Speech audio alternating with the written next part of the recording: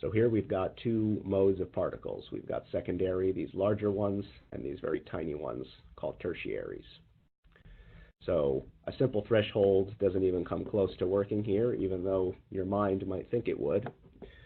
But we were able to put together a nice, efficient and robust recipe for accurately segmenting these particles.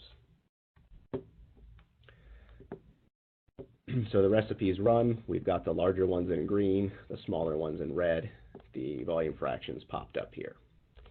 The only thing I want to show you from this recipe is what we call optimization, because this is critical, at least in this case, to allowing such accurate quantification and allowing this recipe to likely contribute to this technique being the new standard.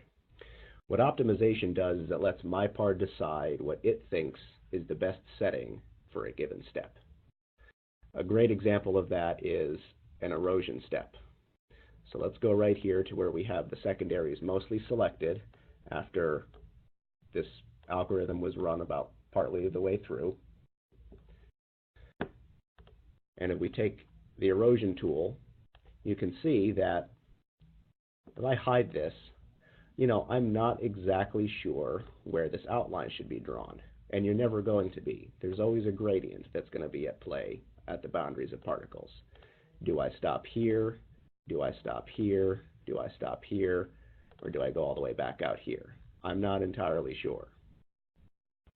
I'm confident I don't want to grow it any further, but I'm not sure if I should shrink it.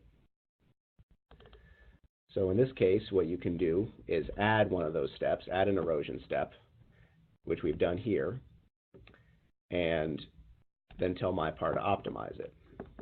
So what this is going to do is say optimize. We are going to optimize it to memory image 1, simply because we've got the filtered version up here that we're going to use for the optimization. So this is our reference. This is what we're optimizing it to. You say optimize, choose your reference. We're going to consider the entire image, and we're going to use our metric of selection match. What this is going to do is just turn the knob on that erosion strength and automatically decide where to stop based on which erosion strength results in the best match between the selection and the reference image.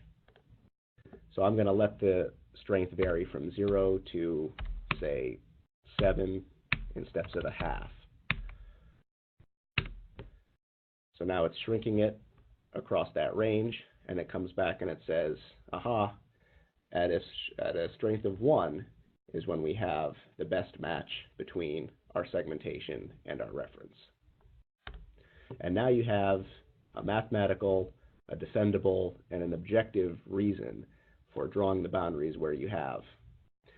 Not only that, but with this step being optimized, the next time you run this recipe, that optimization gets reperformed automatically.